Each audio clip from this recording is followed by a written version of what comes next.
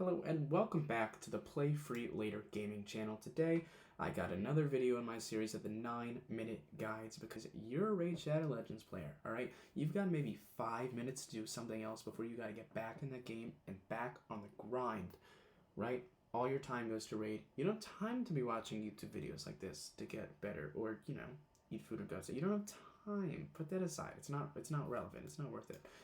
So, in a very succinct, quick fashion, I'd like to bring you a guide on Taras the Fierce.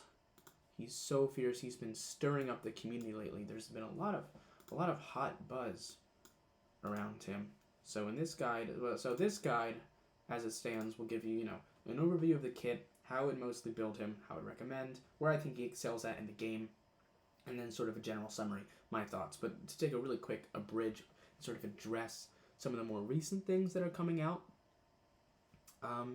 over him, there's been a little bit of controversy, and I think it really demonstrates one of the Raid's biggest issues right now, which is power creep, which is they want to create new cool champions that make people not only want to get them to use them, but want to spend their money, right? They need to create these new champions that people spend their money for and are actually good without destroying the meta or changing it every time they do it. And so they're stuck in this really weird balance where they got to add someone that people are willing to spend money, real money to get, without making other champions absolutely obsolete every time they're introduced, which is a little bit what happened when he was introduced and his partner Marishka, or however you would like to pronounce it. I don't pretend to be an expert.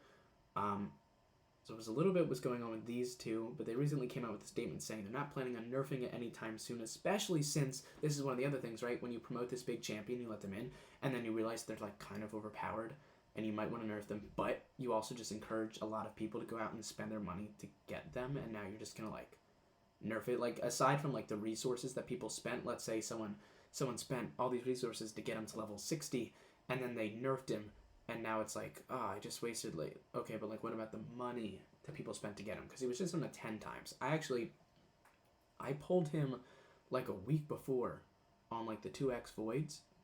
I pulled him a week before, and I was like, oh, I don't remember. This one's one of the new ones. What does he do? And I was like, oh, it's this one.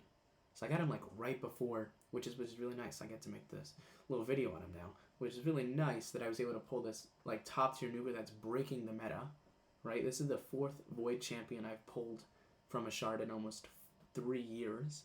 So I'm not drowning in Void legendaries, and I just picked up the one that is changing the game. But enough talking and bragging. Let's get into the champion.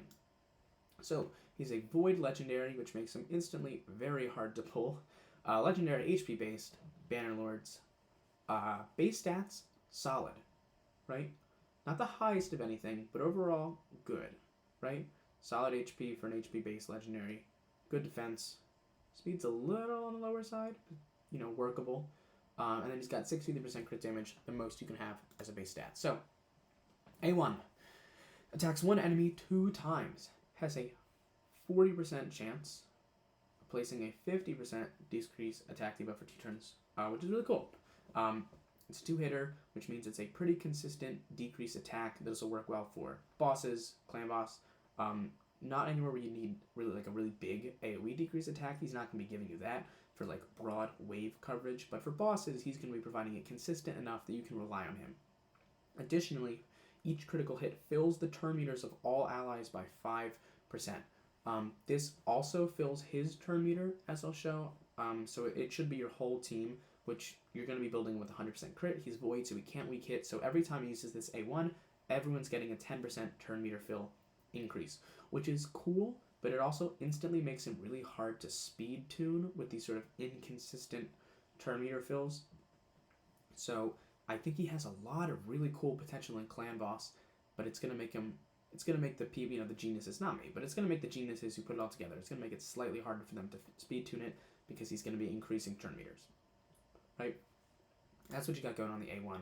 The A2 attacks an enemy, places a stun for 2 turns, which is nice. 2-turn stuns are relatively rare. They always exist on a 1-turn, on a single hit ability, I believe, but it's nice. What's cool though is it deals double damage to enemies whose attack is equal or higher to this champion's attack, and they made him with 700 attack on purpose, not to bring down his overall player power, but so that it's easier for this to get away. So pretty much any PvE content, they're going to have at least double, probably way more attack. So you're always going to be getting this sort of double damage. And because of that, this hits hard. It's a solid skill. And as a passive effect, when used with his partner, whenever an enemy attacks her, he sort of counterattacks with his skill, which is cool. Actually, it's kind of nuts. I don't have them, and the partner and I haven't really seen them used too much because not too many people have both. But that's kind of nuts that whenever she's attacked, he goes out and puts out a big smack and a 2-turn stun. That's kind of nasty. I kind of get it now. I kind of get it why they're getting a lot of flack, but I also think that there are ways to counter it. Not a lot, but some. Yeah, let's go to A3. This is where it all comes together. Big AoE smack, and damage increases by 15% for each buff on allies, which it's just straight up one of the hardest, if not the hardest hitting ability in the entire game. The multipliers are already really nice. You throw up 5 buffs on each ally in an arena setting. He's an arena champion. He can be used in a lot of areas. Great. He's an arena champion.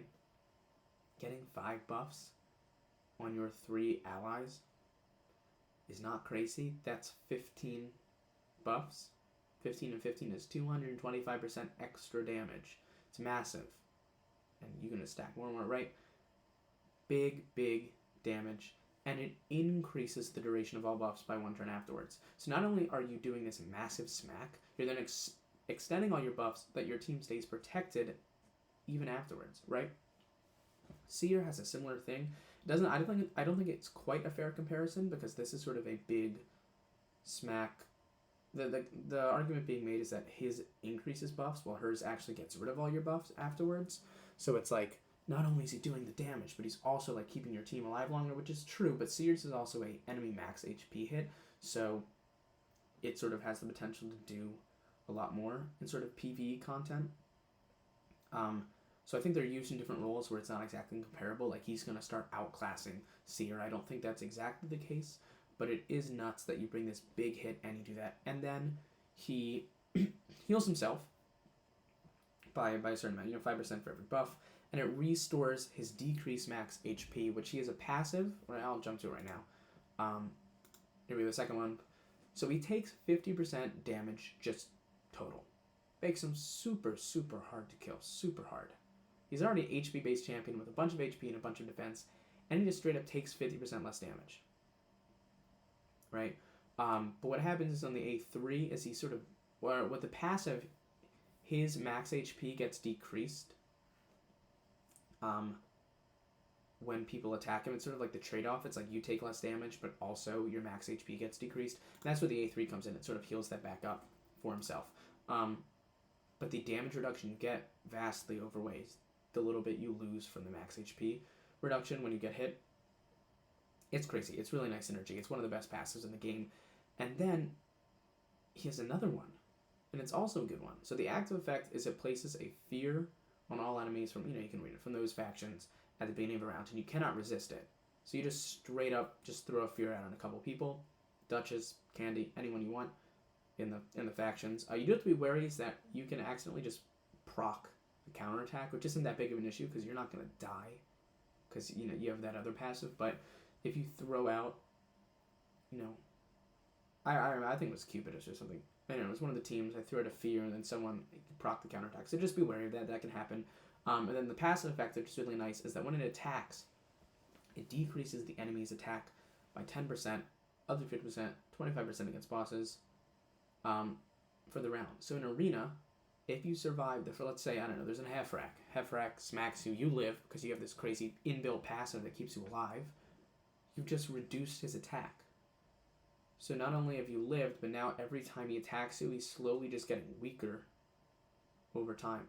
Up to 50%. It's like having a 50% decrease attack buff the whole time. And if you get this down from the A1, I mean, the attack nukers are just going to be hitting like noodles. They're not going to be able to do anything. Lastly, crit rate in all battles by 20%. Nice. Probably not the most utilized aura, but good to have. I can already tell I might have lied. 9-minute guide is out the window.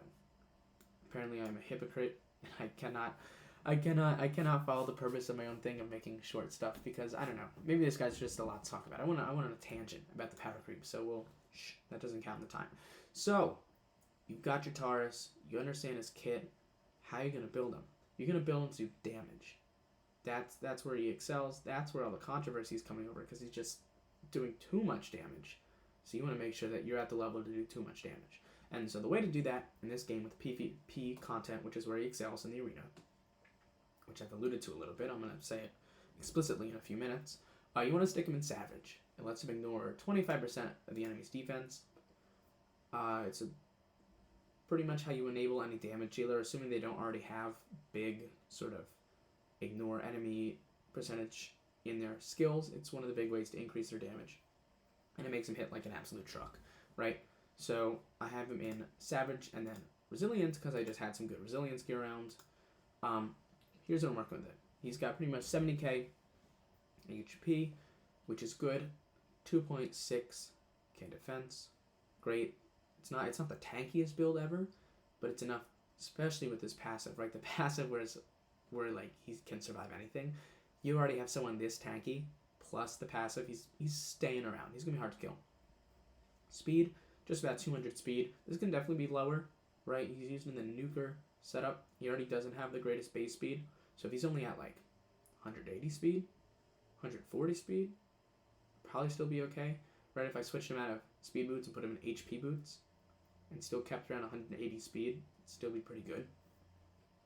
That being said, I just generally like all my champions around like 200 speed. I don't know, it's just a thing. Is it the best way? Probably not. You could easily take off 10 or 15 speed from this build, and assuming your team is built right, still have him do his job.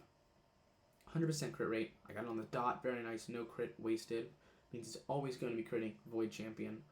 234% crit damage. I know that's not like a crazy number, but it's the best I could do with the HP sort of Savage gear that I had, and believe it or not, it's sort of like exactly the right amount for like if he has 70k HP. The cool thing about HP based champions is that you can't decrease their damage because decreased defense and decreased attack like don't affect it. It's based off of HP, but you also can't increase your HP besides an aura. There's no increased HP buff. So he's always, if he goes in with 69,344 HP, he's staying that way the whole time. So that about 70k amount is the right amount for 234 crit damage. So it works out well. He's got 200 resistance. I would like to use him in a go second team because they could be kind of fun, in which case I would like to have a little more resistance to keep him from those nasty debuffs. But the cool thing is, even if he gets a bunch of debuffs and they try to hit him, he's not going to die because of the passive, right? The passive is going to be, cannot be overstated. And then 290 accuracy. If you're really building for full nuke, ignore resistance, ignore accuracy. Honestly, just HP, crit rate, crit damage. But I think that the decreased attack he brings is really useful, as well as the 2-turn stun. I think those are pretty big parts of his kit, so I probably would recommend building him in a slightly more general build and include the accuracy. Masteries, I bought all of his masteries, right? We come down, click Helm Smasher. It's a little weird. It's like a pretty standard PvP nuker build, right? So you've got your Taurus, you know what he's for, you've just built him. Where are you going to use him? I mean, he's good everywhere. Void Legendary with a crazy kit, right? Where's he going to excel? Definitely Arena, PvP, right? Arena and Tag Team Arena, definitely the best. He is useful everywhere, especially if you pull him early on your account. Later accounts, probably just Arena, like hyper-focus him for that area. Probably could be a faction war carry, just seeing him. Although I do think, right, this is where the geniuses come. I think there's a really unique clan boss team set up with him out there, where you have this sort of white whale, which is one of the Lydia speed tunes up on Deadwood Jedi's website, where you sort of have a Lydia and a buff extender and a cleanser, right?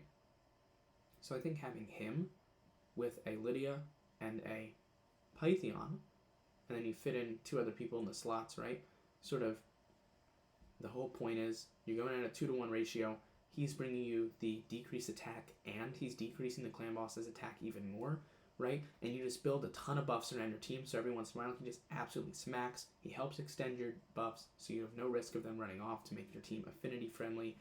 And Pythion's passive, besides bringing you the cleanse and block debuffs, which makes you affinity friendly, Pythion's passive is 25% damage reduction per buff in your team.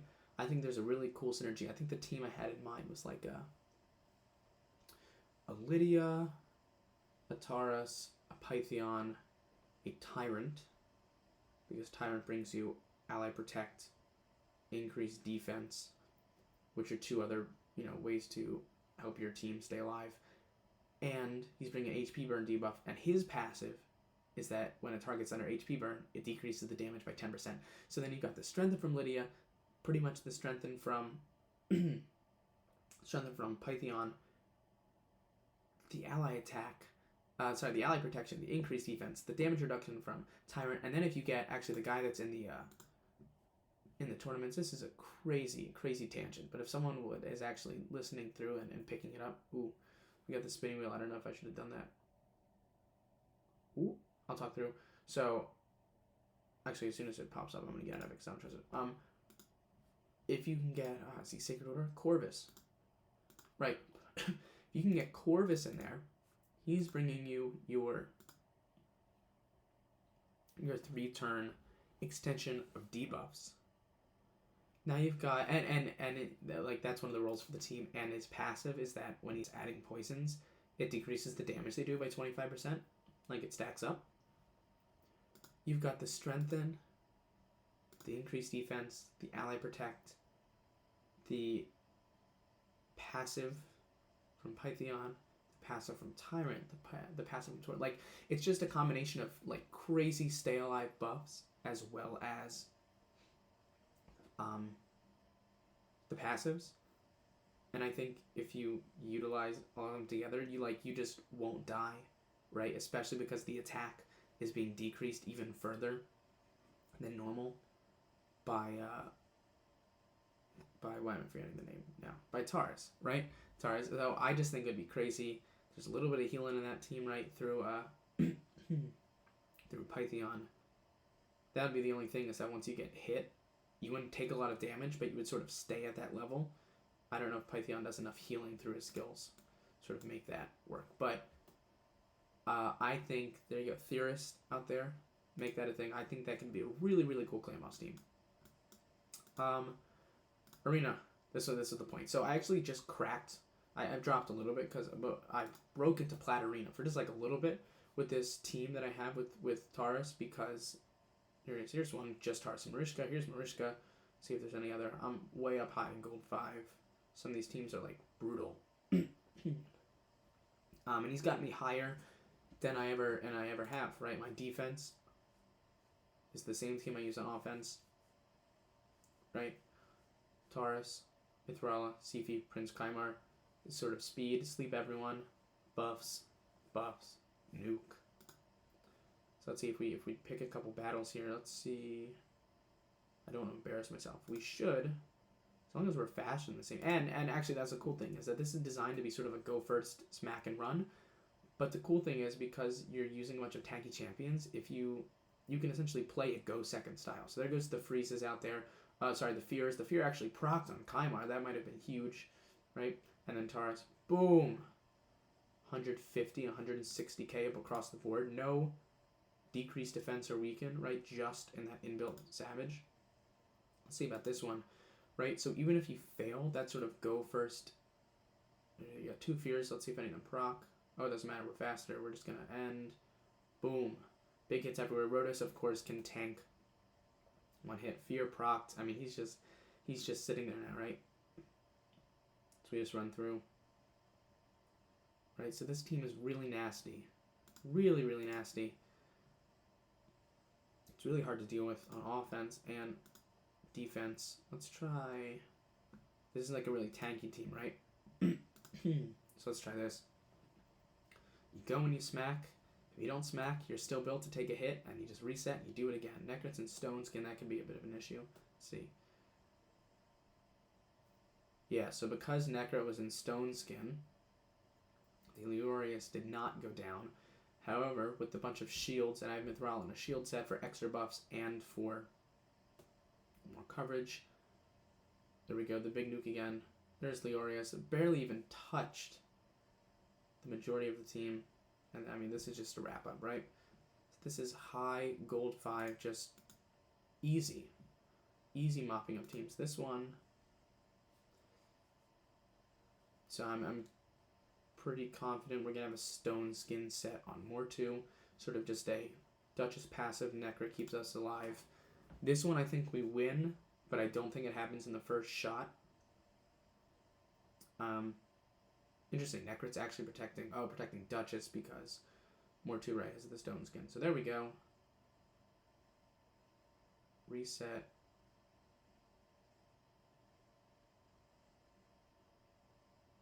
See if we can get Taurus. Okay.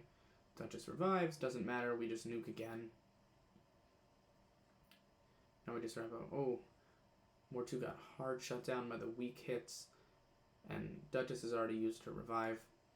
Right, here we go. Big hit. And now we just kill the Mortu. Right? And even if he started periling our team, Taurus, I'd be interested to see if he could tank the sort of big peril hit from Mortu. But that's it. We're just going to give it a few seconds. There he goes. Down goes Kymar. Block revive. The one thing I will say, so the A3 of Taurus obviously hits like an absolute truck. The A2, when sort of timed correctly, can definitely do big damage. That's just... Let's go. This one's interesting because Valk is going to hard counter all of our buffs, but we still should be okay. So the A2 hits hard. Oh, they actually went first. Let's see what we do. Okay. Remove buff, cleanse. Let's see. We just need Taros to get away, and I think then barely everyone was just tickled there by the big candy smack. Taros, puts everyone in the dirt except for the Mithrala. It'll just be a quick warm up. So I'm saying all sorts of things. When you boom, big smack. So the A1 of Taros does not hit that hard. That's the point I'm trying to make here. So you do need to watch out about that. He doesn't. The A1 is not going to be out there like slaying someone, which is a little. I don't know. I would say it's a little unfortunate. It's not really because the rest of the kit is so good. But if you get to the point where he's just sort of doing a bunch of A1s, it's just not going to do that much damage. This one's interesting. We got the duo here. Stone Skin. Right, so there's Taros. Ooh. Sifi's sleep is so good. But you can see at the big Taros smack with all those buffs, still barely did anything, right? Because of his passive that he has. Which makes him really hard to kill. Now seeing it on the other side. We're going to do it eventually, right? That A2 that just comes out, boom, that, if they have buffs, I don't know, this is not a random little free-to-play account with these two Void Legendaries in here so quickly, right? These people are build their champions well. If that Taros had the right setup and enough buffs, he would have just one-shot my whole team. As tanky as my team is, as much buffs as they had on, he would have just one hit. And actually, she is the Aurelia. I forgot. So, I think they're really good separately. I forgot that she has the passive that when she dies, she revives all of her allies, right? So when you have these two together, I'm actually gonna... I didn't do it quickly enough. So when she dies, he's gonna pop back up and still be annoying to take down, right? If they had a full team based around these two, right, a minute 30 just to take these two down. Really stall out some fights at the plat level. Let's see. Let's just keep going. Let's see if we can break into plat with this team. If you're still here, it's crazy. There's the counterattack. See, that's where it gets sort of interesting. That's why I like to have a cleanse on this team. Here we go. We have, big hit. Took two of them down, not the Sifi. This sleep. Ooh, actually woke Sifi up. She's gonna revive. Lydia shouldn't matter though when Taurus gets away again. Even with this, block all the debuffs. Even with the strengthen, both go down, and then it's just wrap up the rotos. But you're still here. I was like, oh, this one's gonna be quick. 9-minute guide, get in, get out, and then we're sitting here. Now I'm just pushing plat. Doesn't mean anything. It's Saturday. The big stuff happens on Sunday. But you know, it's kind of fun. Stick that on the thumbnail. I got to plat right now with Taurus. Right. Interesting though, it looks like if you have someone with stone skin and you try to proc the fear will go on, but then sort of like go away. I don't know. Did so much damage there we actually broke through the stone skin. Let's see if we can get... Oh, he doesn't even get a peril. That's the only thing with Mortu is that if he doesn't proc his peril, he's still just a sitting duck. We're going to hit with the A2. 83k. No decreased defense or weaken. A job well done. See, this is the last one on the entire page. This one's could give us some issues because Coronar is really annoying with Manai with those counterattacks. Shields from Krisk. Rip off of most of them. Oh, easy. Easy. It wasn't even a challenge. All those tanky champions. He just went right through them. Let's see now. Let's get the big smack. There we go. Oh. Ooh. Revive. That's fine. We'll get the A2. There we go. Let's see. This is a team of some real high-level teams. This first one should be a piece of cake. Let's see what we got. Get the Fear on Helicath. Boost. Sleep. Bunch of buffs. Sleep. And then game over. 180k on the Helicath, I believe. So when this will probably be the team for a while for the main arena, but when we're thinking tag team, right, your champions are pretty ooh, they're being faster than us was a bit of an issue here. Let's see. Oh, could we cut in? No, got a little bit of that. I have no idea what's going on here.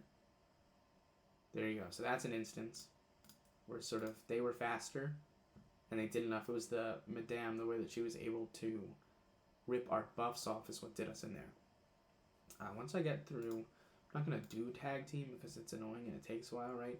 But I have my three teams. Eventually this is going to be a go second team with Lydia and Pythion, right? And so what's going to happen, it's going to be really annoying. I'm going to hate it. I'm sorry for anyone that has to find this. So the small percentage chance that you do is the idea. That leaves me, put Sifi somewhere else because she's the fastest champion in my account. She's like at 343 speed. I want her sort of in a go first speed team. I'm going to stick the Lydia and the Pythion together, right?